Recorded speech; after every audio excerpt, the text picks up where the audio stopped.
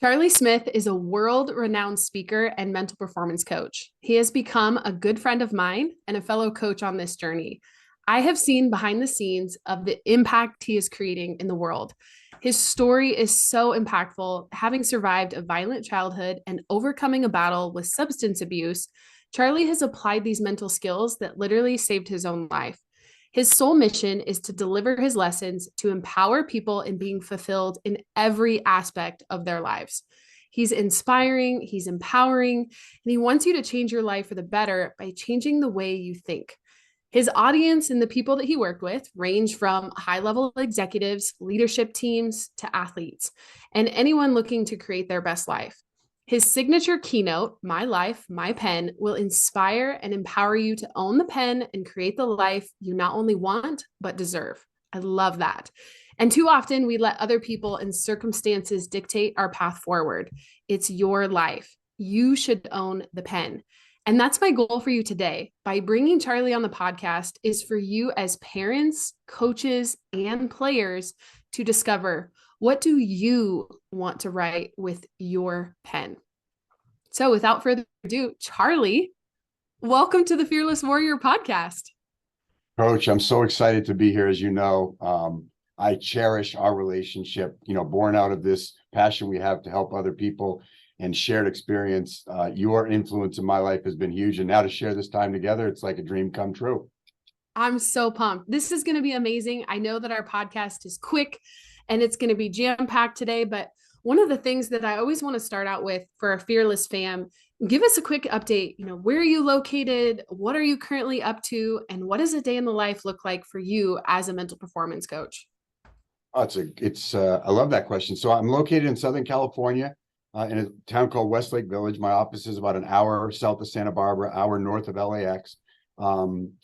And, I work with high-level executives. I work with athletes from Division I college athletes all the way up to pro athletes. I work with, as you said, anybody who's looking to improve their performance and become more fulfilled in their life, are clients of mine. And so my typical day is, I'm up early. I have a pretty decent morning routine that I go through. And then, yesterday I was up at 6:30. I was a guest lecturer to 2 classes for a university on the East Coast. And then I went into a day of coaching and training. And then, as get a little bit of deep work in to improve my process and kind of work on some of the things that are important to me. And then, get home to spend time with my family. I love that. And so for those of you that are listening, just to give you kind of an inside look, part of what I love so much about the podcast is bringing other coaches on that work in different capacities. And maybe if this is the first time you're hearing this, Charlie, I don't think a lot of people understand how mental performance can be applied in the workforce. Like some of the executives that you're working with, we're talking about CEOs and CFOs and CMOs that are responsible for hundreds of employees and hundreds of thousands of millions of dollars of, clients and projects, and just kind of talk a little bit about that. Like, how is that applying beyond sports? Yeah, when you talk about the fundamentals, right? The fundamentals of business. What's the most letters in that word is mental. It's life is mental. Everything that we do, is really conditioned by our mindset and by the way that we think about it. And so, as I've always said, when I struggled with substance abuse and alcoholism, I found recovery for that problem. But my mind had been very conditioned from a past that didn't serve me, and I needed to change my mental conditioning. So what is mental performance? I have a working definition, which is simply the development and application of a set of mental skills, strategies, and processes that allow anybody to overcome obstacles in their lives and perform at their best consistently. Who doesn't need to do that? Who doesn't want to do that? So when I work with executives, AM routine, PM routine, startup routine, shutdown routine, in performance routine. I have to get people to prepare for a meeting just like I would get somebody to prepare for an at-bat, or just like I would get somebody to prepare for a tennis match. The principles are the same. The application of them might be different, but the principles are the same.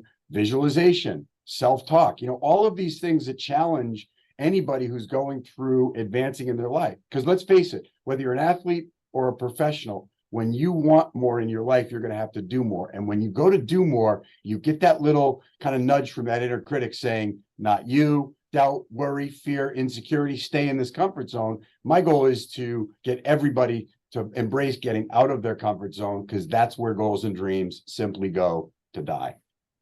Right. So good. I love your thought process on consistency, right? Can you do it consistently? In the high performers that are performing at peak levels, they're doing all of these things consistently. I just wanted to point out that phrase. That was so powerful. One of the first pro athletes I worked with was once ranked, I think, number 11th in the world.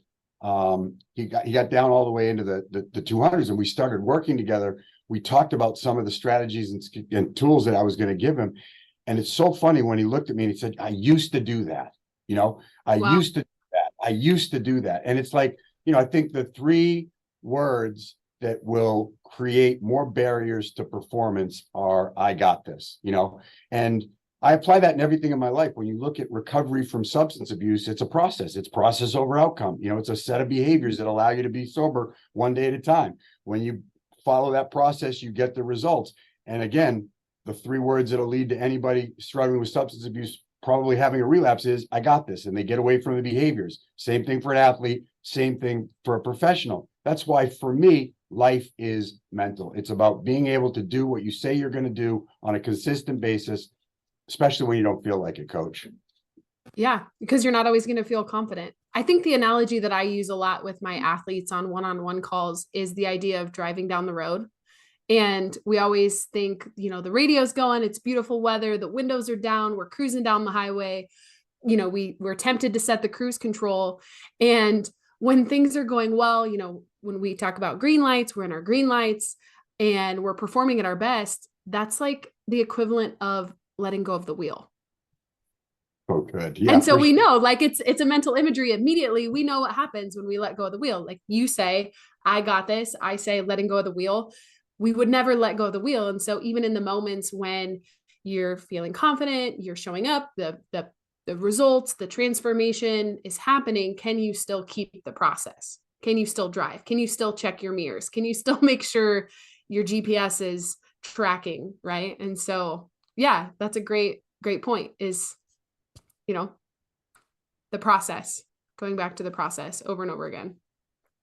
Yeah, and that's talked about a lot, and you'll hear people say, trust the process, and it's process over outcome. But I think one of the things that I think mental performance coaching has allowed me to do is to actually help people have a process, like know what it's like to be at your best, understand the things that you're doing on a consistent basis when you're at your best, and then creating that success checklist and being able to get some confidence from the fact that I'm consistently doing the things that I always do when I'm at my best.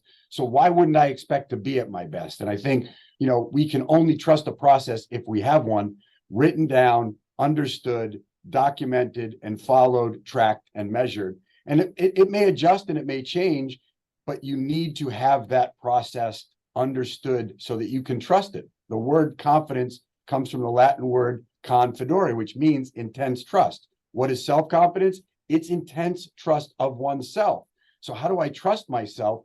I trust myself to try. I trust myself to fail. I trust myself to try again, right? Those are the levels of trust that we want to develop. That was a mic drop right there. I just want to repeat that. We can only trust the process if we have one. That right there. So good. So speaking of process, that was an amazing segue.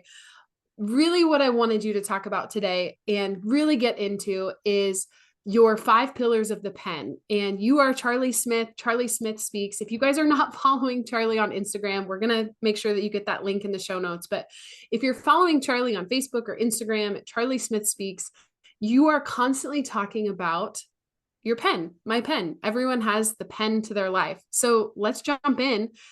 Can you share with us the 5 pillars of the pen, that process that you've built out? Yeah, I would love to. Backing up just for a second, where did this platform come from? Why did I create My Life, My Pen? And I'll tell your audience the reason why I created this platform, why it's so important to me, is because everything that I faced, all the adversity that I faced in my life, whether it be overcoming violent child abuse, substance abuse, alcoholism, and addiction, was all because I was giving the pen to the story of my life away. I gave it to other people, coach. And I realized, in when I went through and kind of hit my darkest days, that if I was going to change my life, that I needed to take this pen back. There were a lot of people writing on the pages of my life up until the age of 42. I kept reading what they wrote, believing that narrative and living that life. And so if something's not going the way you want in your life today, Charlie Smith, or listener of the Fearless Warrior podcast, ask yourself, who's got the pen? Because I realized if I was going to change my life, I had to be the author of the next page, the next paragraph, the next chapter, and then start living that life. Because one of the things I learned early on was that no one's going to influence me like me. But if I'm negatively influencing me or not influencing me at all, then I'm going to be subject to the opinions of other people, right? Either what other people think of me, or worse yet, what I think other people think of me, because I've got no opinion of myself. So I took the pen to the story of my life back, and my mission is to empower everybody in this world to own the pen to their story. And the 5 pillars of the pen for me that I live by are: first, know who you are. Don't find yourself, create yourself. This incredible identification of self-awareness. It starts with overcoming and smashing limiting beliefs, that kind of that rope and that stake in the ground that people put on us when we're young. By the age of 5, if you grew up in an average family, you've heard 40,000 no's and 5,000 yeses. Thank God the yeses were about walking, right? The one thing all of us got when we were young was encouragement to walk, but we hear a lot of no's by the age of 5. Don't do this, don't touch that, don't go there, don't run, and then onward and onward. So overcoming limiting beliefs, and then developing your own internal ad campaign, like really understanding who you are, having the unshakable self-confidence to not turn down so much the volume on your inner critic, but to turn up the volume on your inner champion. Both of those voices exist. So really, let's get clear about that. Knowing who you are, how you talk to yourself, your own internal ad campaign is the first pillar of the pen. Second pillar of the pen, know where you're going. Goals and dreams, you got to have them. Dreams are big, goals are written down and achievable. They're reflected in your calendar. Telescope, microscope, SMART goals, however you decide, but they've got to be written down. They've got to be read every day, and you've got to believe in those goals in order to have hope, right? Hope is a proven strategic advantage in life, and knowing where you're going is really important. We are goal-seeking mechanisms. Maxwell Maltz, psycho-cybernetics, you can go all the way back to the Stoics. We are goal-seeking mechanisms. And so having a goal, knowing where you're going, second pillar. Third, know how you'll go there. Routines and habits. What are the daily practices that allow you to achieve those goals? What are the things that you do on a consistent basis? If you ever get a card from me, it says on the back of that card is what you want for your life consistent with what you do in your life. That's one of my mental performance frameworks that I ask myself from an honest self-reflection standpoint. So know how you're going to go there. Have a plan and a strategy and a routine from the morning to the night to get you there. The fourth pillar is probably the most valuable, which is know who you become on the way there. These are values and principles. These are what are your why? What are the things that make you special, your unique personality traits, the core principles that you live by, above the line behaviors, below the line behaviors. I pursued a lot of material wealth, overcoming my violent childhood. It was at the expense of my self-worth, coach. And the reason that this pillar is so important is because when I arrived at that kind of pinnacle of success exteriorly, I couldn't look in the mirror, right? I couldn't pass the look in the mirror test because I wasn't living by principle. I was living out of preference. So as you pursue these goals and dreams and you live that routine and habit, you've got to have values and you've got to have core principles to live by. So it shapes and molds who you become on the way to pursuing that goal and dream. And then the last, not that I could make any of them more important, is know who you'll go with, right? That community and the connection that supports you on your journey. Who's going to pick you up when you're down? Who are you going to celebrate your wins with? Our good friend Colin Henderson always says, no one should win or worry alone.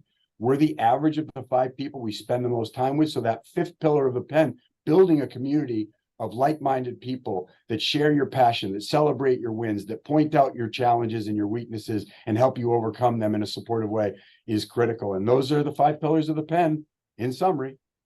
I love it. I love it so much. And I'm challenging you to put this more out there because I think so many people can benefit from these. And I love that you weave mental performance in throughout all of these. And so, obviously, we're going to link this in the show notes, but the 5 pillars of know who you are, know where you are going, know how you will go there, know who you'll become, and know who you're going with. Let's kind of jump in and we can kind of, duck and dive and dodge and however we want to kind of review this. But if someone is just getting started and maybe they have this realization and they're listening on the other side of this thinking, oh my gosh, Charlie, I have been giving away the pen. You made me realize this. I am not holding the pen to my life. What's kind of step one? Is it pillar one? Yeah, I find it very challenging to do any work on myself until I overcome limiting beliefs. The first thing of self-awareness is recognizing the things that have holding me back. What are the stories that other people have been saying about me? That story of Andy the elephant, right? When he was just 400 or 500 pounds, they put a little stake in the ground and a rope around his ankle, and it kept him in place when he was young because he couldn't pull the stake out.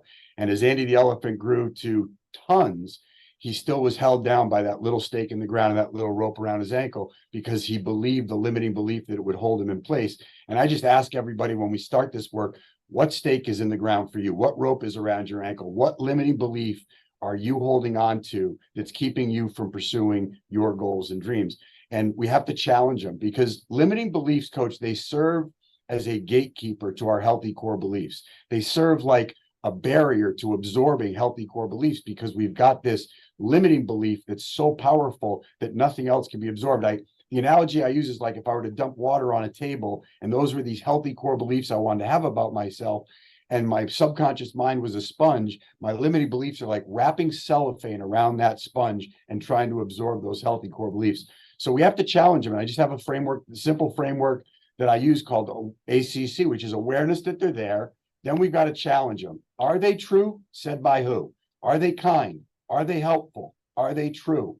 Sometimes it's our inner critic that gives them, but usually they're from other people, coaches, parents. I kind of say mommy, daddy, trauma, drama experiences that we've had. We've heard these things and we've supplanted them into our subconscious mind, and then we go about believing them. And so the first step is to overcome those limiting beliefs, those automatic negative thoughts, challenge them. Most importantly, start to change them. You all have an inner champion. You know what his voice sounds like. You just haven't given it enough attention. So good. Well, and more directly related to an athlete is, awareness, challenge, and change is knowing who are you when you're at your best. And I think, one of the things that you and I have been talking about a lot lately is the idea of conscious competence, right? And neutral thinking and challenging, okay, can I recreate success? And what you're saying is if you have awareness of what those thoughts are, those, loops around your ankle, and then you challenge those loops around your ankle. And we know, okay, if I want to change this, who's my inner champion? You're just recreating the success that you have. You are, and I know a lot of this is advanced, but this is why I love our conversations is you're becoming more consciously aware of what makes you competent, which I think is a challenge. Yeah, you can go back and you can read about Steph Curry. In fact, his mother, when he was undersized, when he was young, he was undersized, actually stopped playing basketball for a little while because he was so undersized. And his mother had a conversation with him and said, look, you need to be the author of your own life. You need to write the story of your life. You can't listen to these people that say not big enough to be able to play at the level you want to play at. And we all get this conditioning. Usually it comes from other people's stuff, not big, the biggest limiting belief that we have is that I'm not enough in some way. And we're all enough in a lot of ways. We just need to focus more on who we are instead of who we're not. So good. I love the examples that you bring into it. Do you have any other examples of any of these pillars of, stories that you weave in of either athletes or high performers that are kind of an allegory example to some of these? Oh, sure. I mean, my story about self-talk. I have 2 stories about self-talk. The first one is Bill Buckner, right? 1986 World Series, Red Sox are 1 out away from breaking the curse of the Bambino. Bill Buckner's at first base, and he lets a routine ground ball go through his legs. I have a video that I sourced when I was listening to Trevor Moawad, rest in peace, mentor of mine. where Bill Buckner actually had an interview 12 days before that game. And it's an exact quote that I have. And I have the video of him saying, it's a huge game. It's the World Series. The dream is that you have a good game. The nightmare is that you give up the game-winning run by letting a ground ball go through your legs. Mac McClendon, 1970 Masters, playing so poorly that he was hitting the ball into the crowd. He told his wife on Thursday night, I should withdraw. I'm probably going to hit somebody tomorrow. Next morning, he teed off and hit somebody, walked up, and he'd actually hit his wife. I mean, thoughts become things. And there's just so many examples in my own life and in your life and in everybody listening where it's something they thought about has actually occurred, whether it be a phone call that you get from somebody, right? Hey, I was just thinking about you. I was going to call you earlier today. This is a power that exists for all of us. So words are tools. We have to be really mindful about the messages that we send to ourselves because we create the reality in life we think we deserve. Period. Well, yeah. And that's your brain working for what it's looking for. It's looking for that evidence and proof. Just last week, I dropped my 5-year-old off at school and he said, Mom, today's going to be a bad day. And as a mental performance coach, my jaw kind of dropped. I looked at him, I said, well, buddy, what makes you say that? And Charlie, I kid you not, he came home, he hugged me as I'm picking him up, and his teacher comes up to me with this look on her face. And she goes, I probably shouldn't be saying this on the podcast, but she goes, I don't know what got into him today. He got in trouble 3 times. Charlie, this is my perfectionist kid. Like he never gets in trouble and he hates getting in trouble 3 times. All because when I dropped him off that morning, he said he was going to have a bad day. There's another example for you. And that's the idea behind it. Are you conditioning yourself for success, or are you conditioning yourself to be average, or are you conditioning yourself to struggle and lose? I mean, we can condition ourselves. And, I didn't understand this. I thought my mind just works the way it works. I kind of had that Popeye mentality. I am what I am. And it's just not true. At one point in my life, I was 250 pounds and a 40-inch waist, because I wasn't a runner. I had all these limiting beliefs about my own physical health and well-being.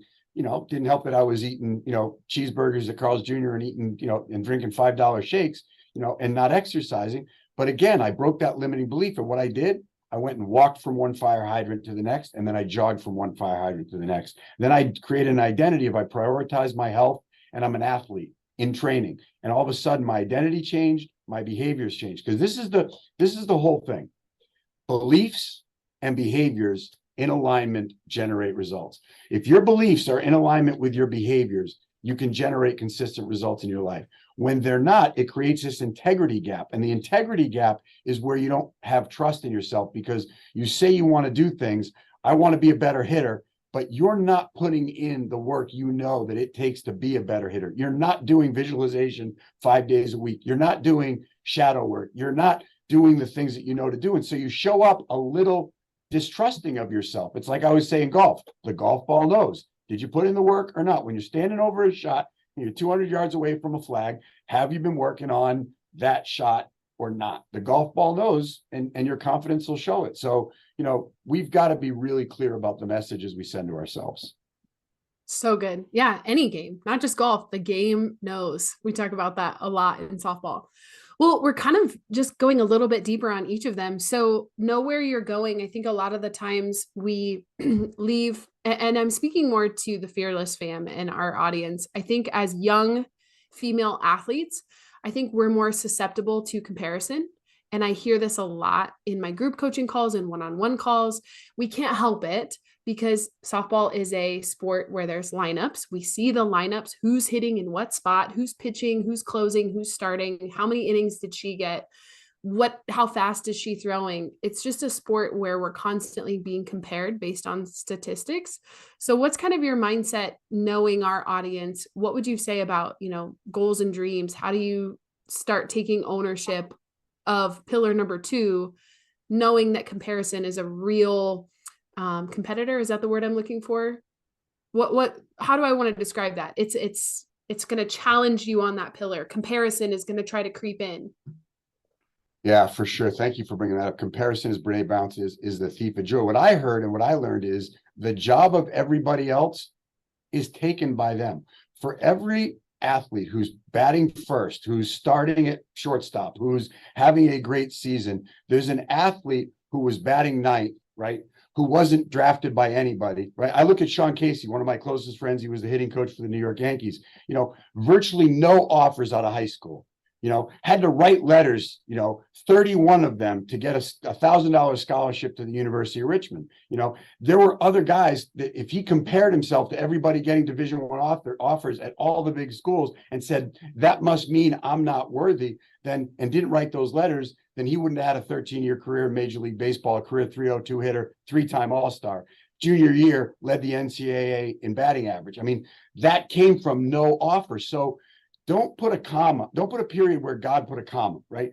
Here is on the way there. The only competition that we have in life is to be great where I am. If I'm in the ninth spot, then I better be the best ninth spot hitter that there is. I better be prepared for every at bat. I better be a great teammate. I better put in the work in practice, and I better compete against myself to just get better again tomorrow, because I'm not able to compete with anybody else in this world. Because like I said, their DNA, their job, their history, their path, their parents, their experiences, they're all different. But like Tony Mandarich, who's another good friend of mine who played at Michigan State, went on to play in the NFL. He had a theory when he was a Canadian football, when he was up in Canada playing, at a young age. Why not me? The goals he set were like, I want to make all conference. I want to make all academic. I want to make Pro Bowl. Why not me? And that is, I think, one of the greatest mantras you can have is why not me? The only reason why not me is if I don't put in the work. And that is what comparison will steal you of. If they're better than me, what's the point, right? And the idea is, the point is because you want to keep getting better, because you don't know how close you are to your dreams. And if you don't have them, you'll never reach them. I say this: if your goals and dreams are worth having, and they are, then they're worth fighting for. Absolutely. Ah, so good. So good. It almost reminds me of, to go off of your point too, of, why not me, is Tom Brady on a recent interview, I think it was this year, was asked, in his career, the greatest of all time, was this your goal to be the greatest of all time? And he literally flat out said, no, that was never on my radar to be the greatest of all time. I just wanted to be the best version of me. I wanted to put myself in a position to lay it all out on the field. And that's what evolved in my career. And I just thought that was so poignant. So let's take that and dig in it, because at Michigan, he was 7th on the depth chart. 7th, not the backup to the backup. He was 7th. And he went to Greg Harden, who was Michigan's version of a mental performance coach and sports psychologist, and he thought about transferring. And he said and Greg Harden said, don't wish it was easier, Tom. Make yourself better. Stop worrying about, you can hear Tom say this, stop worrying about number 5, 6, and 1. Just if you're getting 2 reps, go make those 2 reps your Super Bowl. Go make those 2 reps the best reps that you could possibly have. But wishing that it was easier, transferring and finding the right spot, is just going to deny you the ability to get better yourself. Focus on what's in your control. And that's when Tom Brady became Tom Brady, was in that pinnacle of distress where he's like, how can I make this easier? I'm just not cut out here at Michigan. They got too many guys ahead of me. In fact, he and Drew Henson at the time were like, he's got 2 Drews in his life, Drew Henson at Michigan and Drew Bledsoe at the Patriots, who were both ahead of him. But he focused on what was in his control. He competed against himself to get better, stopped listening to the noise of comparison, and became who he became, not because he wanted to become the greatest of all time, because he wanted to become the best version of Tom Brady. And that's my challenge to myself every day, and the challenge to the athletes or professionals I work with. What does it look like to be your best every day? And did you do it? Yeah. Perfect example of process over outcome. The outcome happened as a result of Tom Brady's process, your process, my process, continuing day 1, flip the page, day 2, flip the page, day 3, flip the page. So good. Okay. So pillar number 3, how will you go there? This one might be a short one, because I think it's pretty common in our kind of community, is routines, habits, right? And if you have that process, the routines, the visualization, the skills that we teach inside the Fearless Warrior program, what would be kind of your message there of, habits for success?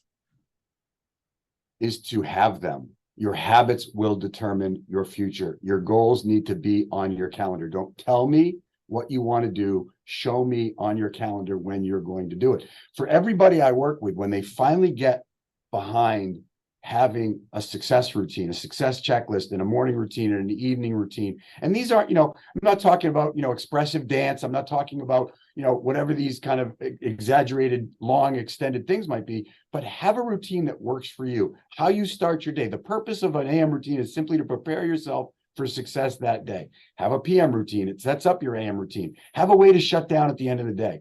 Startup routines, right? How you come into a performance, how you go through a performance. This idea of an hourglass is all I use. In, through, out. Into your day, through your day, out of your day. Into your at bat, through your at bat, out of your at bat. Into your shot, through your shot, out of your shot. And what it does for all of my clients, and I think every performer, and even myself, just as a business person, it gives some structure to my day. It anchors me. It's like a lot of things happen in the course of a performance that I don't expect to happen, but I know my morning and my evening are in my control, and it just gives me a lot of, I consider them to be like my anchors. It's like I started my day this way, I ended my day this way, started my performance this way, ended it this way. It just grounds me. And so I think without one, we tend to just kind of fly by the seat of our pants, and then we don't know what's working or what's not working. You can go all the way back to Wayne Gretzky. I think when he was starting out, he would eat a hot dog and drink a Coke before every game when he was young. And as kind of things got healthier and people knew more about nutrition, he still drank a Coke and ate a hot dog just because he didn't want to break his routine. And, it worked for him. Right. So good. Well, and I think it goes back to sometimes, girls will listen to certain music and then other days different music, and we wear different uniforms and, we do different things. But one of the things I always tell my clients is, you may not use a Google Calendar. You may not even email, but you do have an iPhone, or you have a phone of some sort, a smartphone. We all have a note app on our phones. And so just some of the clients that I've started working with, just a simple checklist in their note app. Like you said, it doesn't have to be complex. It could be, it anchors your day. I do these 3 things. I pray, I drink my coffee, I start my day. I listen to a certain song every day. At nighttime, I transfer all my sticky notes. If they're not on my calendar, the sticky note goes to the calendar. If it's not on my calendar yet, the sticky note gets moved, and then I shut off my office light. Like very simple things that I'm sure you have similar. It doesn't have to be complicated. It's kind of the message that we want to make sure that is known. No, complexity is the enemy of the good. And sometimes, Coach, it's just taking things you're already doing and giving them meaning, giving them an association. Like, you might be putting, the colored ribbons in your hair to match the uniform for the day. And maybe that's your signal to say, I'm going from student to athlete. It's something that you may already be doing. You just give it that association, that trigger in your mind. This is how I start my day. This is how I end my day. This is how I become a performer. This is how I go back to being, a daughter, a son, or a student. So good.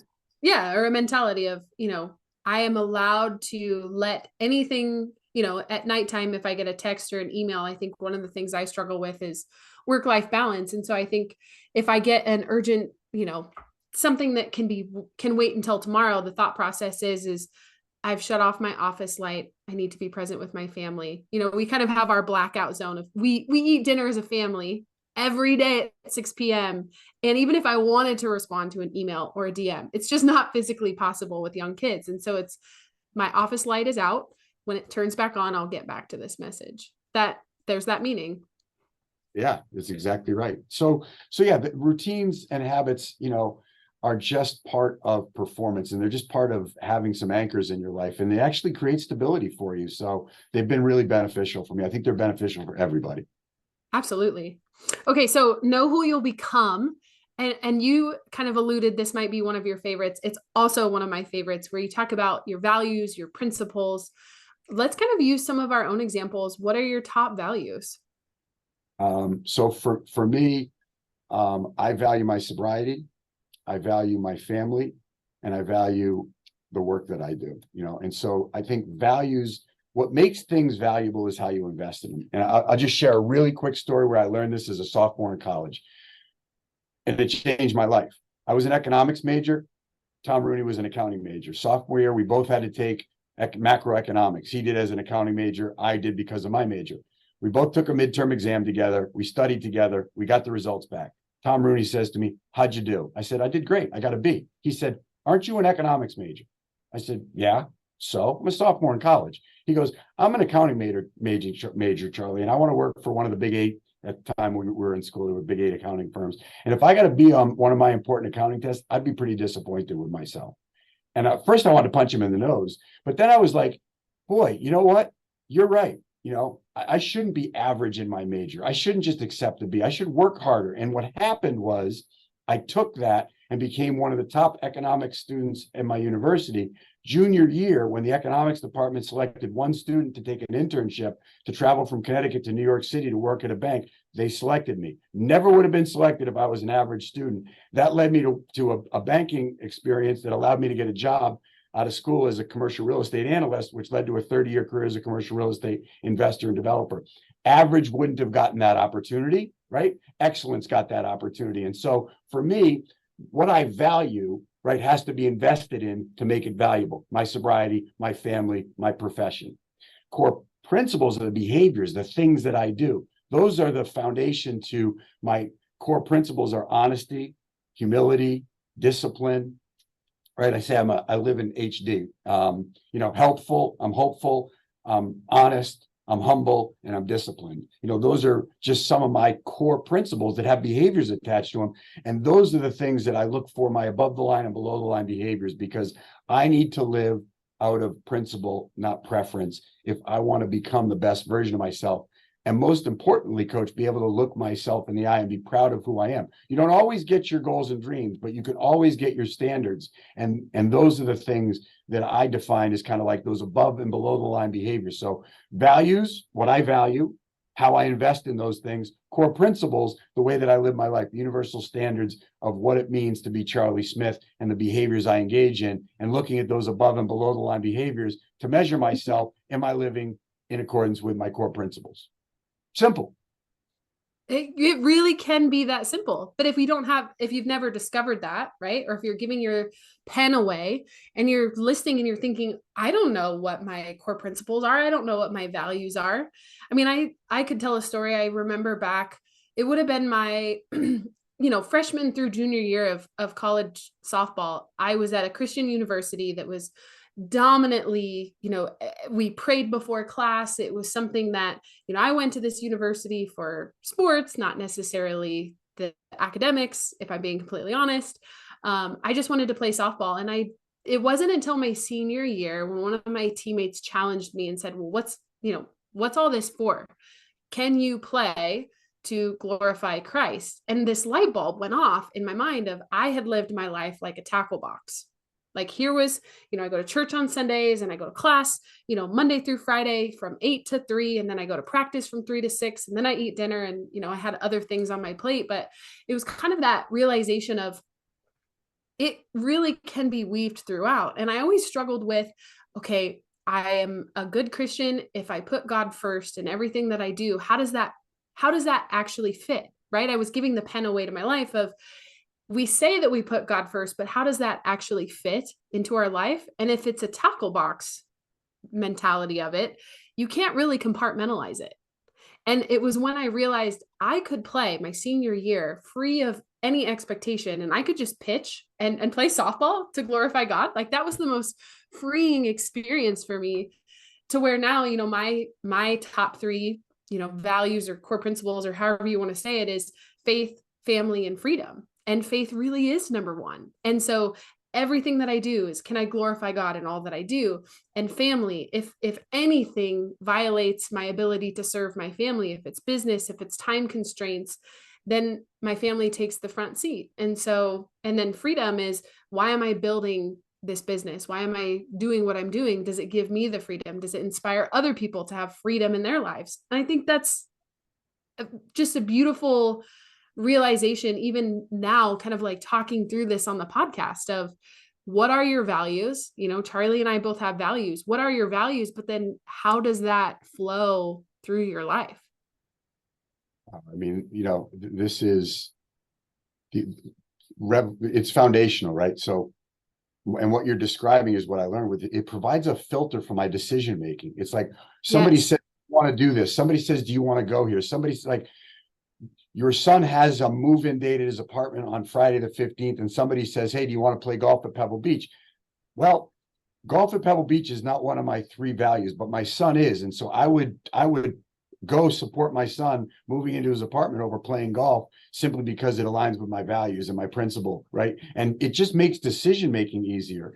And for me, having values and principles allow this filter for my life that makes things a lot easier. When somebody always asks me, it's like, so what do you think I should do here? It's like, well, how does it align with your values and principles? I don't have any values and principles written down. Well, what are your values and principles? I mean, you Yeah. got to do that. You got to do that work. And I think you've helped me a lot, kind of understand how I can use those as a filter for a lot of things in my life. So knowing who you become on the way there, at the end of the day, no matter where you are in the batting order, no matter where you are in the lineup, no matter where you are on the field, at the end of the day, when you get in that locker room, you got to look yourself in the mirror and say, am I proud of who I was today? Did I live by my principles? That's why I have all of my athletes before they go out on the field, all my performers before they get into a presentation, make 3 promises to yourself. Write them down before you walk out of the locker room. 3 promises that you want to make to keep to yourself today. And when you get back to the locker room at the end, if you kept those promises to yourself, then you can feel good about yourself. And that's a win, right? That's a win. It's absolutely a win. Yeah, pick up the pen. Ah, so good. Okay, so the final pillar, I know we're getting close on time, but we're going to keep rocking and rolling. Know who you're going with, community and connection.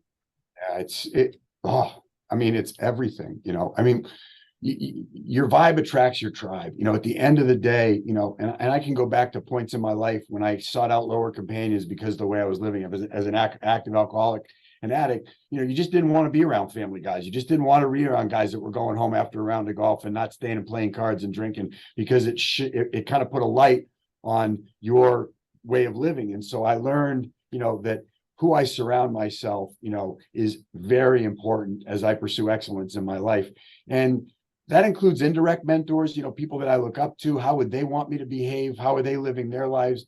But more importantly, it's those people that you call up when things aren't going well, when you're not at your best, when you're feeling like you didn't do well. You need to have people that are going to be objective supporters in my life. And what I mean is they're not going to co-sign my bad behavior, and they're going to support my good behavior. And I need those people in my life that do it from a loving way, right?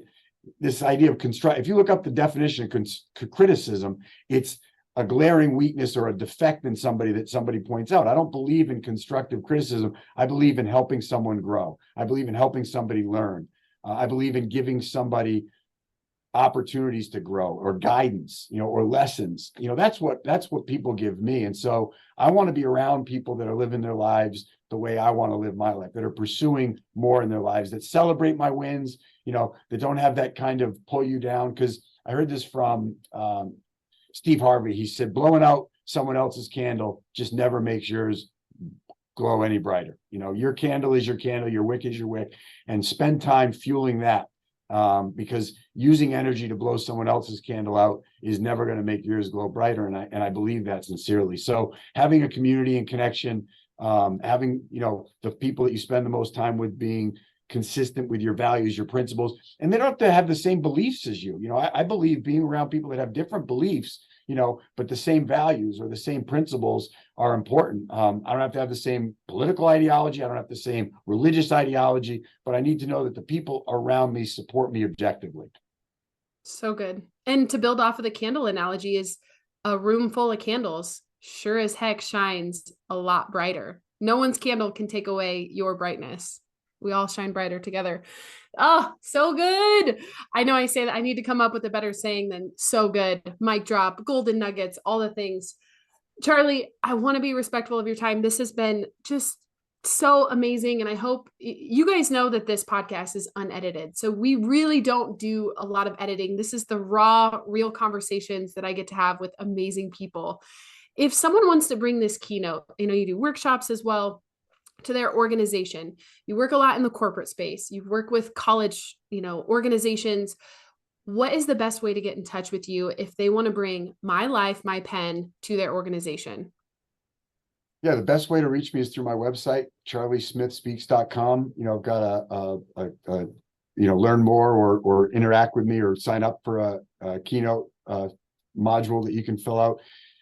You can email me at charlie@charliesmithspeaks.com. You can message me at charliesmithspeaks on Instagram. Those are the 3 primary ways people get in touch with me. Awesome. And this is a plug that if you are on Instagram, you're pretty active on Instagram, please follow Charlie Smith Speaks. I try to share a lot of your stuff, but constantly reminding me to own the life to my pen. I love that. I love, being surrounded by people who are speaking that same message. And I want to make an offer to all of your listeners, because I believe heavily in your mission and your purpose. And I love the young women whose lives you're influencing. Being a father of a daughter, I know the pressure of being a girl. I know the comparison and the imaging and all of the pressure that comes with being a young woman in today's world. So I want to offer the parents and athletes that listen to your podcast the opportunity to own their pen. If they'll send you their address or message you their address, I will be sure to get them an individual pen out in the mail to their address so they can have the physical pen to own the story of their lives. It's our life. It's our pen. I just have two asks. I hope you all want the pen. And if you do, I hope you will write Coach AB and I an amazing story of your life. Amazing. Let's hold up your pen. So I'm going to use this in a video. We both have our pens. I have my pen. My entire team has pens from you, Charlie, and I cherish it deeply. I should put that on my bookshelf as part of my reminders to look at too, because it is just, and maybe I should write with it. I should journal more with it. Okay. So again, one more question. I ask this to all of my podcast guests. You are a time traveler, and I already know I'm going to love this answer. You're a time traveler. You can go back in time and give your past self one message. What would you tell yourself? It all works out just fine, kid. Yeah. So good. It all works out just fine. One of the one of the most important messages that I have is here is on the way there. Just remember, here is on the way there, and in the end, it all works out just great, kid. Charlie, I really appreciate your friendship and your time. This has been an amazing conversation today. Thank you. Well, thank you, Coach, for the influence you've had in my life. You've been a huge part of my growth, and this relationship means a lot. So thanks for having me on. Best is ahead.